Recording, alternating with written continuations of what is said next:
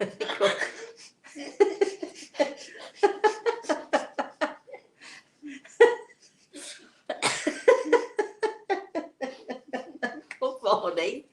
Good morning. Good morning, everybody. Come on, sit up properly. Sit up properly. Good morning, everybody. Said Reese. Say good, Reese. Say good morning. Good morning. We're laughing because he just bit the head off of the angel. Oh, I didn't think that was why we were laughing. Why were we laughing? We were laughing because he kept saying, "Can I eat it now? Can I eat it now? Well, can I eat it now?" And then you ate it anyway, right? I don't really know why I was laughing. I don't know, but that's the fun of it, isn't it? When we don't know when we're laughing, but we're laughing just the same. That's fun. So, good morning, everybody. Welcome to this morning's show. Wait a minute, I don't think I've even thought what story I'm telling. What am I telling? What story am I telling today? Did we think of one? We did? We did. Well, I might have told this story before, but Reese wants me to tell this story, so I'm going to tell this story. But not quite yet. So before we begin, first of all, I'd like to say good morning to Grey Eagle, who, as always, is standing to my right side, between us. But I'm there. Pardon? Oh. He's between us. And Chris, I'd also like to say good morning to Chris. Good morning, Chris. Good morning, Rosemary. Good morning, Reese. Sorry about the cough. So I'm going to excuse myself for coughing because when I laugh, I cough, right? When we talk too much, we cough. Anyway, how are you doing today, Chris? Hey, it's a day off, so that makes it a great day, right? Yeah, well, yeah, I guess it does. I guess it does. Are you doing anything nice today? Anything fun today? I am considering making a 4.5-hour drive down to see my almost 92-year-old uncle. Wow. It's his birthday, isn't it, soon, Chris? Tuesday, yes. So he'll be 92 years old on Tuesday. Yes. And he's amazing, really, isn't he? He's got all of his faculties. You can have great conversations with him. Just, he's a really great guy and doing really well for his 92 years. I would say so. I mean, he can speak 5 languages. Wow. So there we have it. What languages can he speak? I'm just curious. Oh, I won't remember them all, but German, Latin, obviously English. I don't know. I think it's the Romance languages because he taught college. Maybe Italian then? Maybe. Italian or Greek? Can he speak? Perhaps he speaks Greek. I know he can read it. My grandson disappeared on us. Are you coming back or not? I'm getting water. Oh, okay. Anyway, so it is Saturday morning. It is the 22nd of January. I forgot for a second. It is 22nd of January. And yes, you can all see I'm still in New York City. However, everybody, I'm flying home to Florida tomorrow morning to Florida. So, Reese, what do you think about it? Come and talk. That's what I think about it. Do you? Come and talk to me. What do you think about Mosey going home tomorrow? Do you want me to go home? No. No. I don't want to go home either. We want to stay together forever, don't we? We're thinking of buying a house together, just the two of us. What do you think? What? What do you think? With a grand piano. No, we never said that. With a baby grand piano. You never said that. I know. I'm just teasing. But what's the good news, Reese? The bad news is I'm leaving tomorrow. What's the good news? What is the good news? Well, what's happening in a few weeks? I am coming to Florida. So that's the good news. So we won't be apart for too long, will we? Another good piece of news is that Reese is having his hair cut today. That's not good news. That is not good news. But bad news. But you're not having a lot taken off, are you? Just a little bit taken off. And you know what other good news there is? Mosey's having a haircut today too. That's bad news. So it's all coming off. The whole thing is coming off. So, don't Chris, want do my we hair do we have removed. anybody there? Is there anybody listening? Anybody around? Of course. Has there ever been a time where there has not? Yeah, Yeah. a lot of people have logged in. The first comment we got was, "Hey, no giggling allowed." That was from Cheryl. Oh well, in our house we have to because that's what we're doing. Any other comments? Anything else? Mostly it's a lot of good mornings and people just logging in and saying hello. Oh, good. Okay.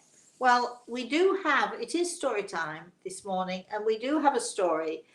I may have told this story before. In fact, I suspect that I've told this story before. But I told it to Reese the other day, so he says, would I tell it again? I don't know. So I'm going to tell the story again, but briefly. Briefly. Yes, but briefly. But I think I'll segue into another story, which is so that means going into something else. You start off with one thing, then you go into something else. Anyway, let me just ask my grandson, are you done here? Because if you're done here, you need to skip off. If you're not done here, you need to come back up here and do this properly. Spoken like a true grandmother. Well, of course. Am I a very stern, a very strict grandmother? Not very. Not very. What? I thought I was very stern and very strict. Tiny. A tiny bit. Which of it?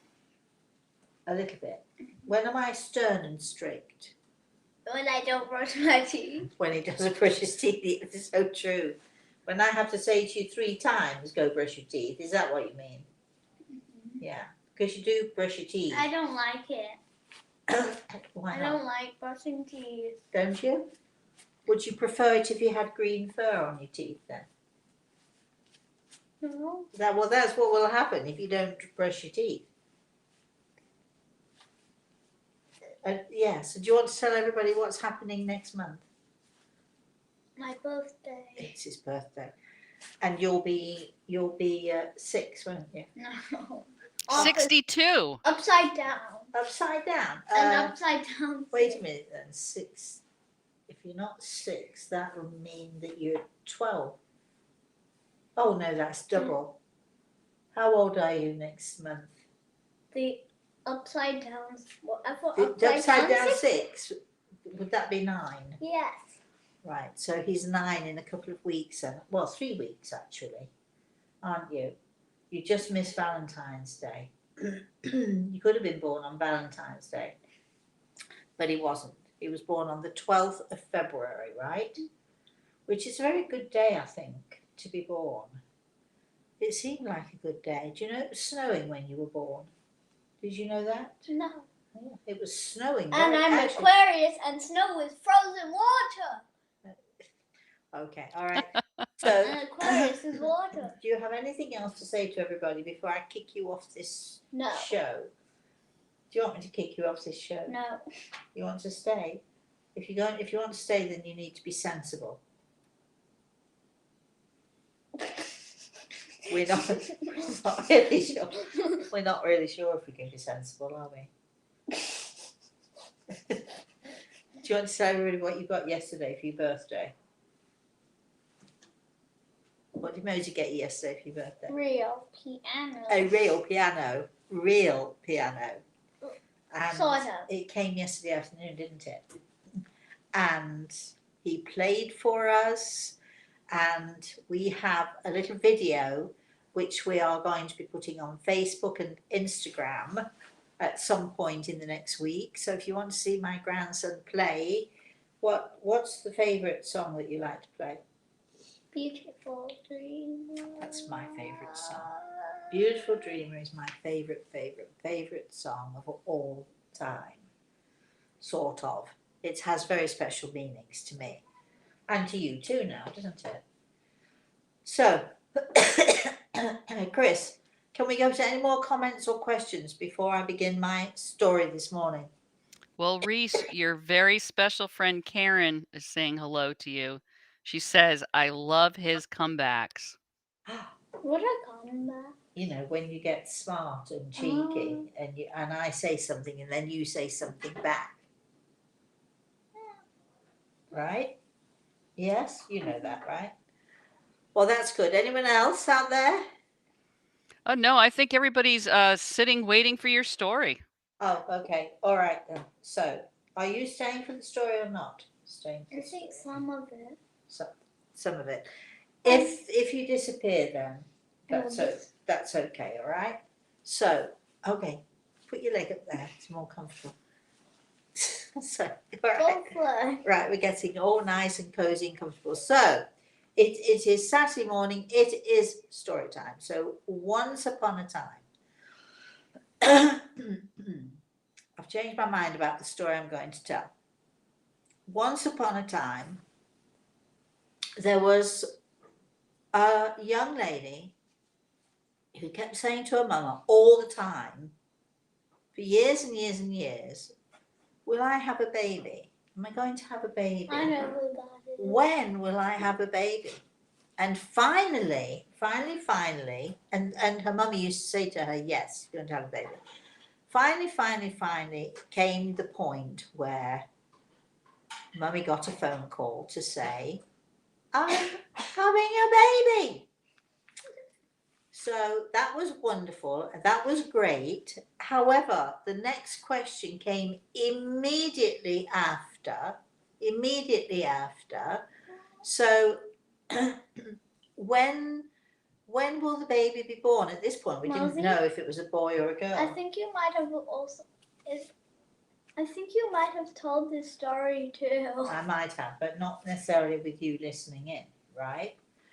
So we didn't know at this point. Well, actually, nobody else knew at this point whether it was going to be a boy or a girl, but you suspected the stories about this one. But I knew that it was going to be a boy because I'd been told years and years and years before that there was a baby going to be born, a little boy who would be very special to me. When I was told that, I was in my late 20s or early 30s. And I had Samantha, who would then be about, I don't know what she'd be, about 6 years old. I was gonna say that. Yeah, she was about 6.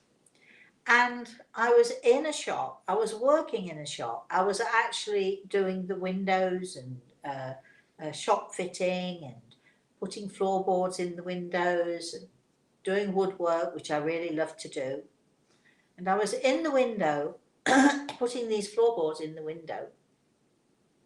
And a lady came into the shop. And now the 2 sales assistants who were in this shop suddenly disappeared. As soon as they saw this lady walk through the door, they disappeared. And I looked around for them because it was not my job to see to customers. I looked around for them and they were hiding behind the clothes racks. So I came out of the window and I smiled at the lady and I said, hello, can I help you? And she said, cross my palm with silver and I will tell you your fortune. Well, in those days, I had no money at all. I might have had a few coppers in my purse, but certainly there was no silver. My husband and I at the time, we were living on the bread line. We were struggling. And so every penny that I made went to pay bills and so on and so forth. So I said to this lady, I'm really very sorry, but I don't have any silver. I don't have any money. I can't give you any money. However, I can make you a cup of tea if you'd like. So she said thank you. She sat at the counter and I went into the back room and I made her a cup of tea and I brought it out to her. And I stood chatting to her and she said to me, come on, Dave, just cross my palm with silver and, and I'll tell you your fortune. And I said, well, look, if you know anything at all about me, you'll know I don't have any money to give to you. I really don't have any money to give you. But how's your tea? So she drank her tea Then we chatted for a little bit longer, and then she said to me, "Oh, come on, all right then, come on, give me your palm." So I took her into a little dressing room and we pulled the curtain across. It was a tiny little dressing room, pulled the curtain across. I sat on one stool and she sat opposite me on the other stool. And so I'm thinking to myself the whole time, whatever you do, don't look at her, don't let her see your face, don't let her see your expression, don't let her see that don't give anything away to her at all. Now, you do understand the irony of this, don't you? Because all these years later, I'm the one who people think, don't look at her, don't give anything away, don't tell her anything about yourself. So here I am, and we sit opposite each other, and the first thing she says to me is, and by the way, I'm fully clothed at this point. The first thing she says to me is, "What have you done? What have you done to your left side? You've had a very serious injury to your left side," which made me put my head down even more and not look at her even more, because I'm thinking, I can't give anything away. But I'd had 2 major surgeries on my left side, and the result of that was, in the second surgery, that I'd had my kidney removed. So I have, and still to this day, of course, have an enormous scar. It's actually a double scar that runs all the way, almost from the middle of my tummy, almost halfway up my back. How could she know that? I don't walk any differently. You can't see anything. Nobody knows anything. I also, by the way, I forgot to mention that I did have a rib removed and some plastic bits put in there, and they messed around with me a fair amount.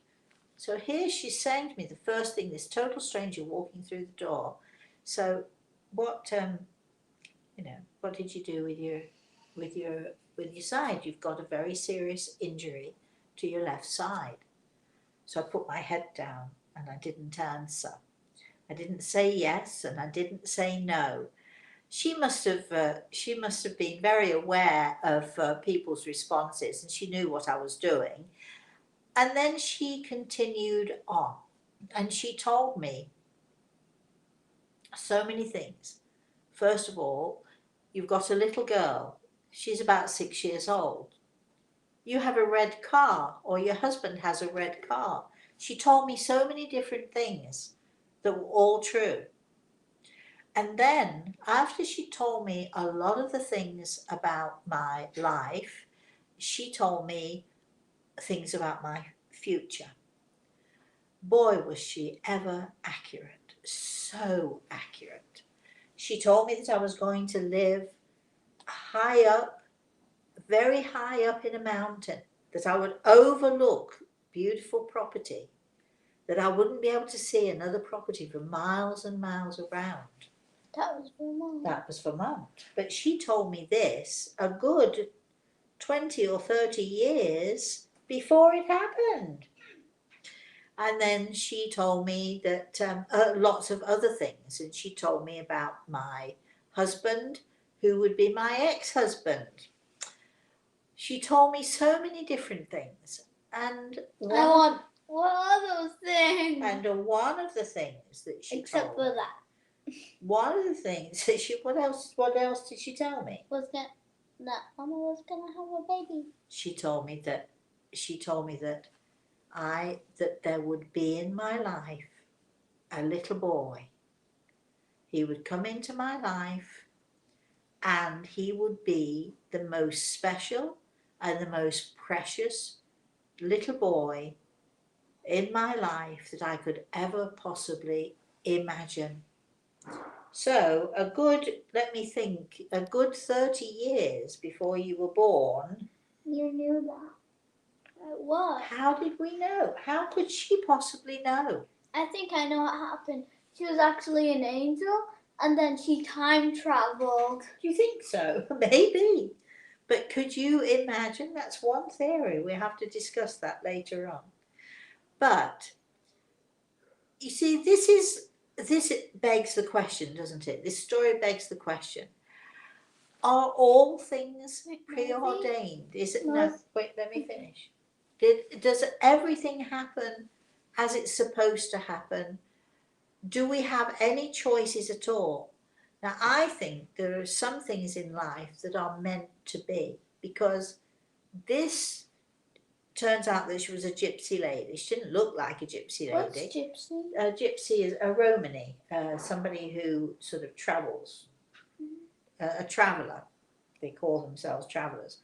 They don't have a home. They don't have a place to stay, except they often have caravans or they stay in different places. But how could somebody know so accurately so many things? Because this lady, she totally described where I would live.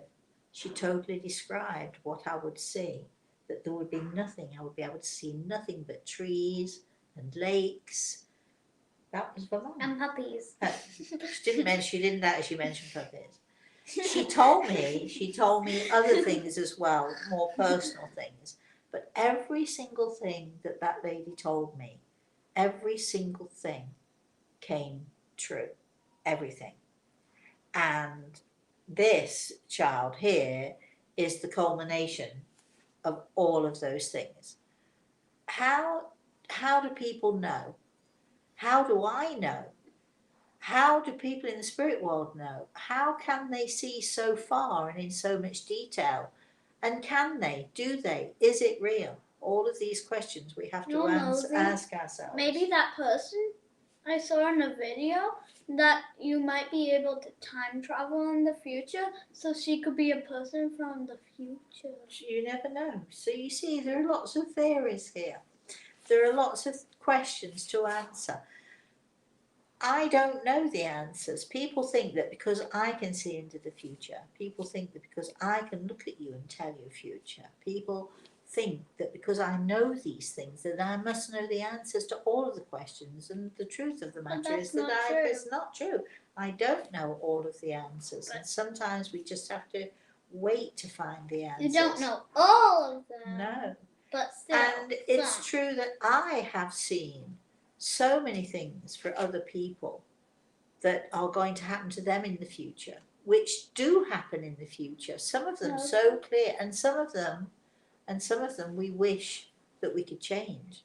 Some of them we wish that if we saw something happening in the future, we could change it, because it's maybe not a nice thing. Maybe we want to change it. Maybe can we see it because we can do something about it? So I feel that there are so many things in life that are meant to be. They are preordained. They are decided perhaps even before we're born. We're meant to experience certain things. We're meant to have certain things happen to us. There are certain people that we're meant to meet. And there are certain darling boys who are meant to be in our lives. And also, Mosey, I'm gonna leave. Okay. I love you. Say bye-bye, everybody. Bye. Kiss you. I love you. Oh, lipstick. and so there are so many things that, you know, that we have no choice over. But I also believe that we do have a free will about certain things. And I think our free will often has to do with how we handle things, our attitude about things in life. If we have a positive attitude, we can make our lives as happy as possible. If we have a negative attitude, we can make our lives as miserable as possible. So I do believe that there are choices, but I think the choices are much more limited than we can ever imagine that they are. This gypsy lady told me, a trillion things. So many things. She told me things that made me a little bit afraid. You'll divorce your husband. Who wants to hear that? She told me I would meet someone, and she told me all about what would happen. She told me that I would meet a man travelling on a train. And all of these things, little things, all came to pass in the most amazing of ways. So, can we predict the future? This story is about, can we predict the future? Can we do anything about our lives? Do we have a say, or is it all preordained? Do we just lay back and take it? Do we put up with it? As I've said, the choices that we have, I think, are all about our attitude. And if we have the right attitude, even though it might not stop things happening to us, or as we said on Thursday, life doesn't happen to us, it happens for us. So even though we can't stop things happening for us, our attitude will carry us through, or not. And that is the most important thing that we need to pay attention to. So that's the end of my story, the end. So there you have it. So Chris, how are we doing? We're doing great, Rosemary. So I had 2 questions come in before you started your story. But I'm not going to start there. Cheryl just says, aren't there certain choices we can make on future events, like branches on a tree? All branches are different choices? Yes, I agree, Cheryl. And I think, just because I don't think we should thinking about, things that are preordained. And obviously there are many things that are, and I certainly have done that myself. Just because things are preordained doesn't mean that everything is preordained, and we should not let the idea of things being preordained freeze us excuse me, into inaction. Because if something is meant to be, it will be, and if something is not meant to be, it will not be. But there are so many spaces in between, there are so many things in between, things that we can in fact go towards or aspire towards, things that we can plan, and that, and again we come back to attitude, don't we? If we're determined, if we have a good positive attitude and we're determined to achieve, then we will. If we have a lousy attitude, or we think that everything, should be given to us, and why should we bother to work for it, and let's just sit at home and let the government pay all of our bills for us. If we sit at home and just allow other people to take over our lives for us, or to control our lives, then then I guess you get whatever it is that you're striving for, that you're aspiring towards. You get something of that. And if you're aspiring towards not bothering to work anymore, or not bothering to get up and get out, and people so often say to me, Rosemary, when am I going to meet someone? My answer to them would be, when you get off your bum and get out there and start looking. Because anybody who's waiting for their prince or their princess to come knocking on the door, they're going to be sadly disappointed, because it rarely happens that way.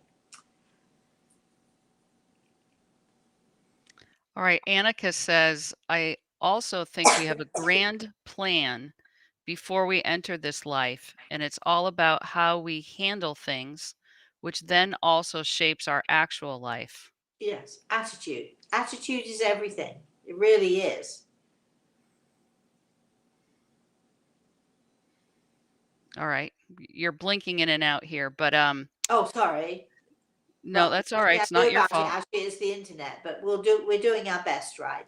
Right. Robin's asking, what are your thoughts about karma? If it is karma, is it destined? Um, you know, I do wonder about karma, but there are so many people who do so many horrible things and seem to get away with it, don't they? So I'm not really sure that I can trust karma. And then there are so many really wonderful, really nice people who have awful things happen to them. Is it because, let's see, in a previous life they did something awful? I don't quite buy that. I just don't buy it. So I think destiny, I think there are certain things that we are destined to experience. There are certain things that we're destined to come across. There are certain situations that we're destined to go through. So I think destiny, it plays a huge part in things, but that doesn't mean that we can't make decisions. It doesn't mean that we should be frozen into action. It doesn't mean. I did know. I knew this person vaguely. A friend of mine knew her more than I did. But there was a woman who lived her life literally. She would not make a move unless she felt that she had been told, you can't go out the front door this morning, you've got to go out the back door. She literally would not make a move unless she felt that her angels in the spirit world were telling her.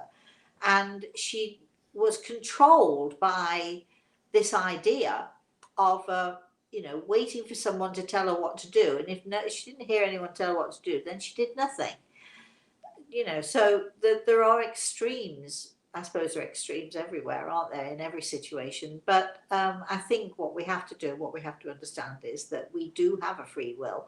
As limited as it might be, we do have a free will, and our free will is all about how we handle things, how we handle those things that we are destined to come across, that we are destined to experience. All right. Lorraine saying, looking back, I realize how many life circumstances and life events were meant for my good and even for my daughter. Barriers up, if not meant to be, and clear road ahead, if okay. Preordained, I'm thinking. Yes, sounds like it. Well, I think so. I think that every one of us on this earth has some sort of a plan. Uh, I think every single person who is born to this earth is meant to go through something or to experience things that let's say are out of our control, and the only control that we have in those circumstances is our attitude to them. And I think our attitude plays a huge part in how we live our lives, whether we make the best of something or whether we make the worst of something. I've heard people actually say, "Oh, well, I was dealt a terrible hand. I was dealt a terrible hand of cards, and my life has never been blah blah blah." Well, just because you dealt that terrible hand doesn't mean that you have to allow it to overpower you and to allow the negativity to overpower you. Sometimes we have to work hard at it, I'll agree, but being positive and having a positive attitude, defying the odds, is, that's, to me, it seems to be the only way to go. All right. Randy says, I am confused how to stop attracting controlling people in my life. I doubt that was preordained. This has to be something I can change. Oh boy, is it ever. There's a little word. It's 2 letters. It's very easy. Everybody knows this word. You all know this word. You do. You know you do. That word is no. If other people are controlling your life, it's because you are allowing it to happen. You're not a child anymore. Children don't have a say very much, do they? They have to do what their parents say, they have to do what their teachers say, but then we grow up and then we can say no, we can say back off, we can say, I remember my own self, several years ago now, deciding I am so tired of these negative people in my life. I'm so tired of people wanting to control me. I'm so tired of people thinking that they know best for me. And even if they do know best for me, I want to make my own decisions. And so, to my detriment, initially, because it was very tough to get rid of some people, to get rid of people out of your life. But, you know, in the short term, it was very, very tough for me. In the long term, yippee! I don't have people trying to control me anymore. I don't have people trying to tell me what is best for me anymore. I'm my own person. So, whoever it is who asked this question, who is it who asked this question or gave this comment? I think that was Randy. Randy, look, Randy, people can listen to this. All of you, listen very carefully. Write it down. print it out in big bold letters and pin it up somewhere where you can see it every day. People can only do to you. Have you got that? People can only do to you what you allow them to do. If you allow other people to get to you, if you allow other people to control you, if you allow other people to nag at you, it's down on you. People can only do to you what you allow them to do, and that word no comes in very, very handy. Be nice when you say it though. Try and be nice. Sometimes we just have to say no and we're not nice. We can't be nice because we've said it often enough, but you know, people get a shock. Randy, if people are so used to you allowing them to control you, let's be clear, if people are so used to you allowing it to happen, the first time you say no is going to be a bit of a shock, but you have to say no and mean it. Chris. All right. This is from Claudia. I think we even make an agreement with people who hurt us. Before we come, we agreed with them to have those experiences in which they would act that way toward us. What are your thoughts? I don't know. I really don't know because I don't think it's quite that simple. You know, we're human beings and we like to put things into little boxes and we like to be able to figure things out. But I don't think it's quite as simple as that. That's all I have to say on that one. Cheryl says, I know I ask difficult questions, but if we pray, but things are preordained, how does the praying help? Again, it's attitude. Again, are you praying, dear God, help me to do, help me to do this crossword puzzle. Dear God, help me to be happy. If you're asking for those things when you pray, then I think you need to sort of have a little change of heart in the way that you're thinking and what you're praying for, because especially, I'm going to come to healing a little bit. When we have our patients, of course we pray for our patients, we put people in our healing book, we send prayers every day to our patients, but we never say, dear God, can you cure them? We say, dear God, can you do the best that you feel is right for them? Can you give them what is right for them? So when we're praying for our own selves, we should be praying, dear God, can you give us the strength to do whatever is necessary for us to do to make our lives better, to make our lives happier.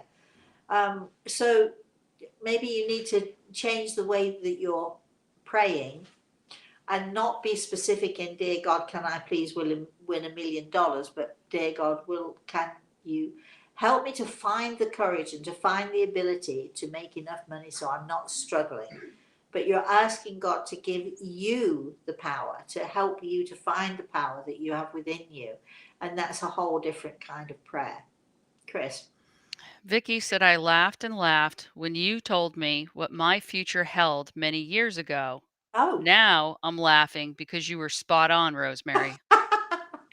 Oh, Vicky, can you tell us what it was? We'd love to. You don't have to, but we'd love to know. And how long ago was it? My goodness, this is interesting. I know, sometimes I do when I'm talking to people about their future, sometimes they think I'm nuts. And to be honest, I sometimes think, wait a minute, is that real? Is that really what's going to happen here?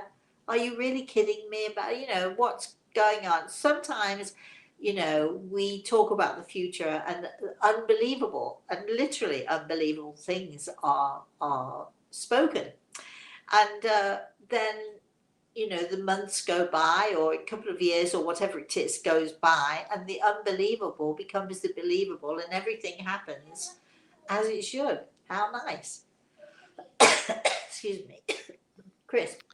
All right. So Andrew had a question early on before you started your story. He said, I've read that those we have had a relationship with here on earth, we might have some spiritual connection.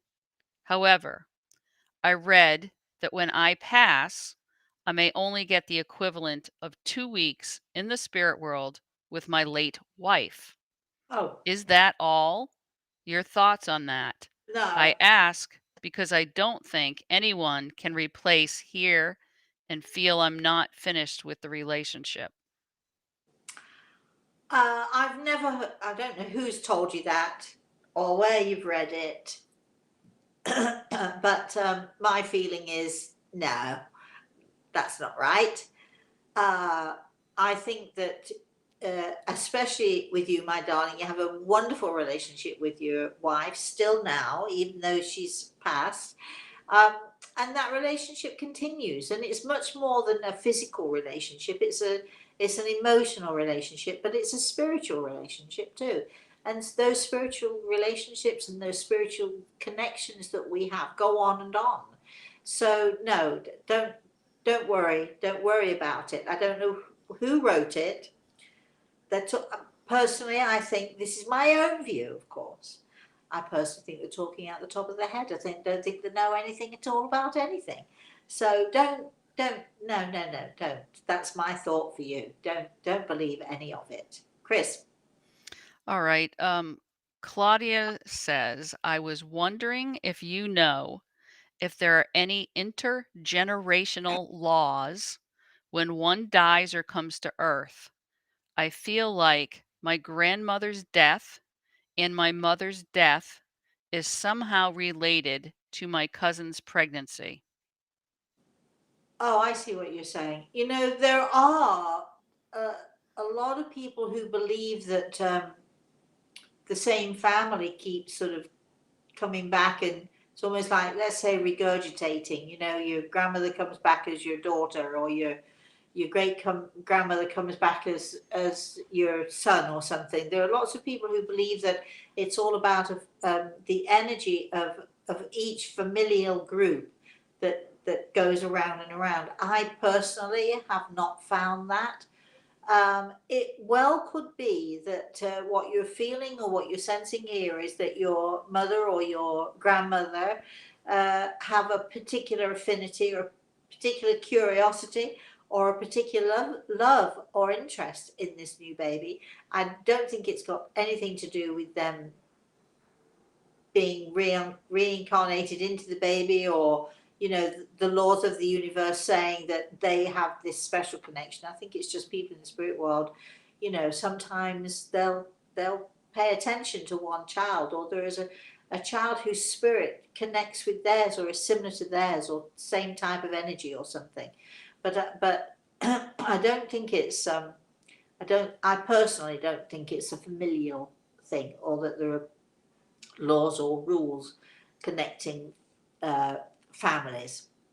I don't think. Chris. All right. Rhonda says, going back to last week, talking about auras, I was getting the bug stay out to get rid of the spiders in my laundry room.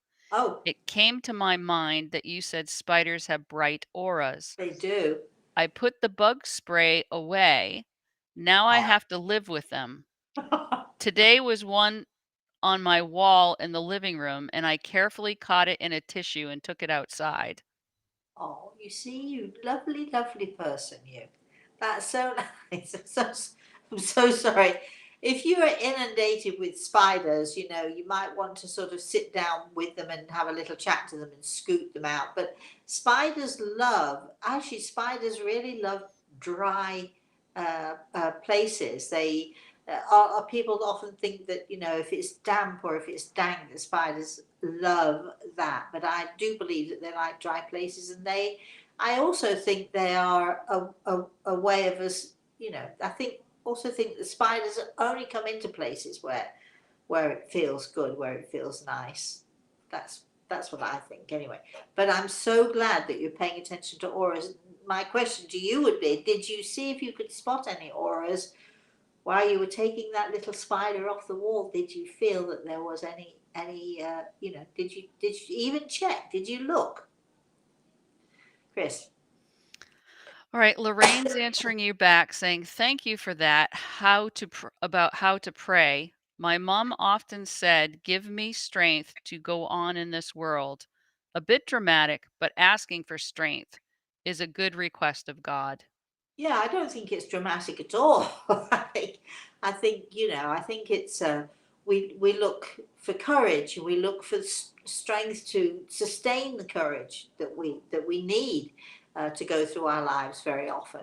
I mean, I can remember having to find the courage every single day to put a smile on my face and get out there and to face people it's such a courageous thing to do. It takes a lot of courage.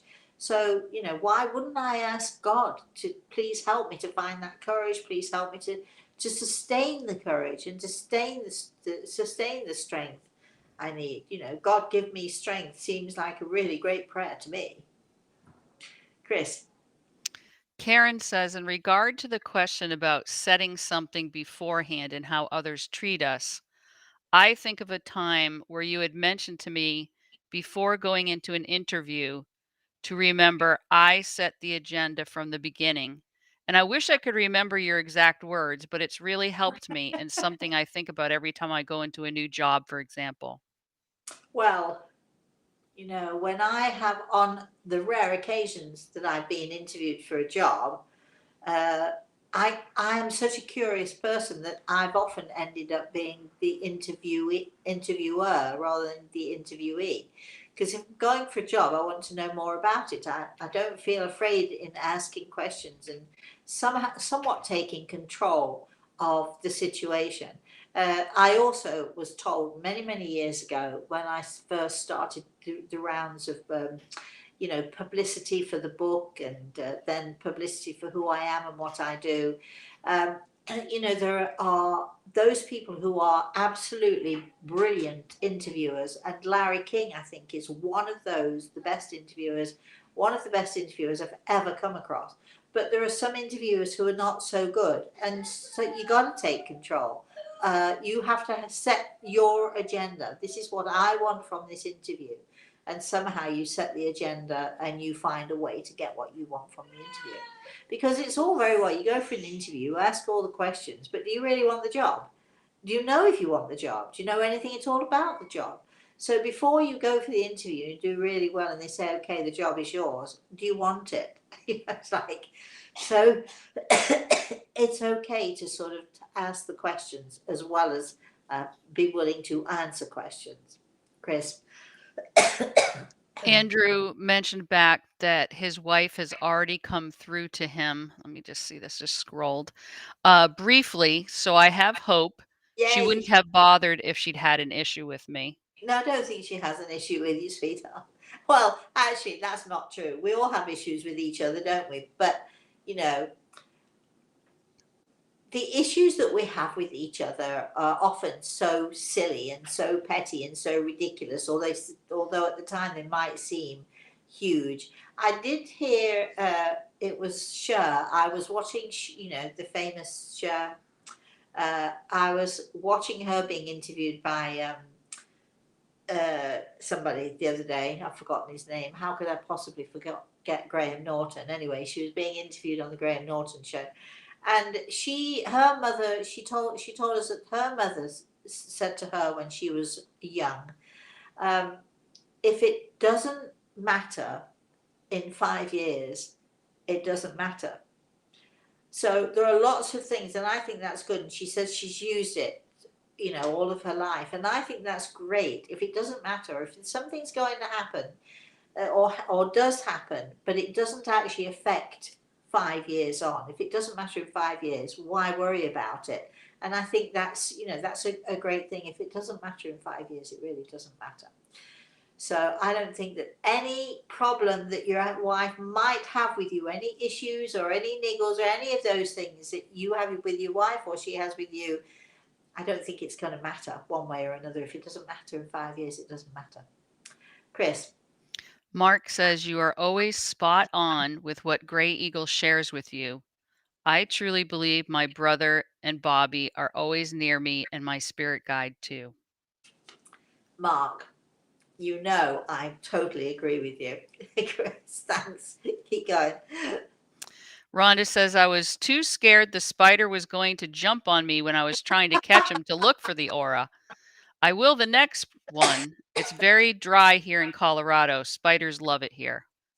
Yeah, I mean, you could have left it on the wall and checked it out then. You could have, but I'm just glad that you did the good thing, a nice thing, and you gently and carefully lifted it and took it outside. It's probably thinking, but it was so nice in that house. Why is she throwing me out? But I'm glad that you did that, Chris. Mark says, okay, I'll admit I'm a tad afraid. You see, in Oklahoma, we have these spiders called fiddlebacks, and their bite Oh, is poisonous yes, and cause necrosis if not taken care of. yeah. They will attack even if they crawl into your bed at night. Other kinds, I will save, hoping I'll see the aura. Well, Oy yeah, vey. here's the thing. I do personally think that I would get out the spider spray.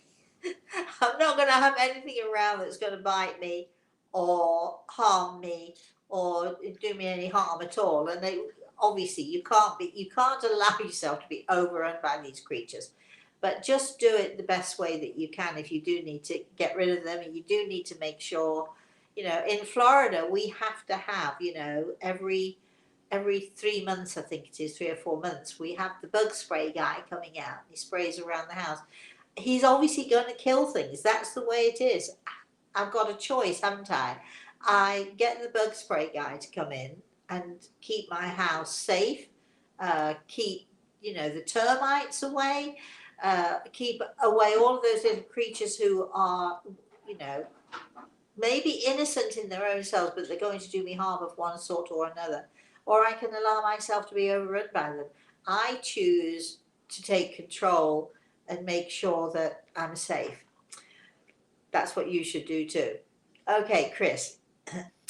Maggie says, speaking of potential jobs, there is a possibility for a position closer to where I live. Good. Will that pan out? It would no Maggie, longer be a 2-hour commute. Maggie, just go for it. Would you? Just go for it. That's all I'm saying to you. Chris. Claudia says, when my mother died at home in her room, I came out to tell my brothers what happened. And in that instant, my 4 dogs in the garden started howling. How do you think they realized what happened? Oh, I think they know before we do. I think our animals are much more in tune with what's going on. They have a spiritual awareness and a spiritual knowledge, and there's nobody telling your animals, oh, that's not right, or don't believe in that stuff. I mean, they just have these incredible instincts, and you know, our animals just they have this innate sense of knowing. They just know. You know that. Why are you asking me that question? You know that, Chris. While we're waiting for more questions, Rosemary, maybe you can touch on the subject we had barely touched on before we went on the show, which is about when people make important life decisions based upon what they think somebody else would want for them. Well, it's tough, isn't it? We get, especially with, let's talk about the elderly for a little bit. You get, I mean, in my situation, let's talk about my situation. In my situation, I have only one choice. I have my daughter, uh, everything in my will, everything that I have, everything that I own is hers, and then to go to Reese, obviously. So I don't have choices to make. She's it. Um, a lot of us, though, we don't know who to have as our guardians. We don't know who to have, as our proxy person. We don't. It's very difficult. When I'm going to suggest that if you're one of those people who is wondering right now, should I ask this person, that person, or the other person? Don't even think about, well, if I ask this one, that one will be upset. Don't go there. There are certain times in your life that you have to do something for yourself, and choosing and having a preference in that person should have nothing to do with, but I know so and so would want this, or I know so and so would want that. Don't be swayed by what you think other people would want you to do. You in certain instances you've just got to follow your heart and choose the person as the carer for you, or choose the person as your spokesperson, choose whoever it is, Choose the person that you feel the most comfortable with. Choose the person who you know you can trust absolutely to do what it is that you want done. Choose that person not for any other reason than because it's the person you want. Don't even think about, well, you know, my wife in the spirit world would want me to choose this person, and my so and so, my nephew, would be upset if I chose this person. Don't go there. Don't even think about it. You've got to, in certain circumstances, and this is one of them, you've got to try, just please yourself, for goodness sake. Do what you want done for you. Don't let other people um, don't let other people try to persuade you differently. I think that's what you're talking about, right, Chris? Yeah, I think people need to hear that from you. Yeah, it is so easy, isn't it? You've got 3 children, right? And you've got to choose. We can't have all 3 children choosing to be the executor. You Or if you do choose the 3 children, then determine which job you want them to have. One to be your health carer, one to be your financial, one to be but don't leave it to your family, and don't decide because you might upset someone, or you might think it's what somebody else wants you to do, because if you do that, you're always going to be worried. You're going to be dissatisfied with what is happening.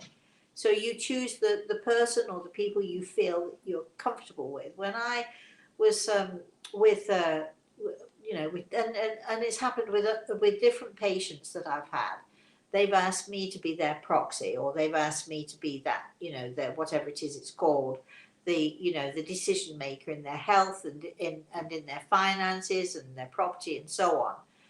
They do that. They have done that because they absolutely know I will follow what they want me to do, not what I think they might want me to do. So when you're deciding on somebody, you're looking for someone to help you, with your situation, with whatever it is, or legal issues. Choose the person you feel the most comfortable with. Choose the person you want, and stop worrying about what other people want for you, because what other people want for you is not necessarily what you want for yourself. Okay, Chris. All right, last question because we're about at time. Okay. It's from Mark. Do you think my parents' estate will be settled this spring, bearing in mind of the quarrels with youngest stubborn sibling? I do think whether it'll be settled this spring, but I do think it will be settled maybe towards the tail end of spring or into the summer months. But I do think it will be settled. Try not to worry too much about it, Mark. Okay, excuse me. That's it for me.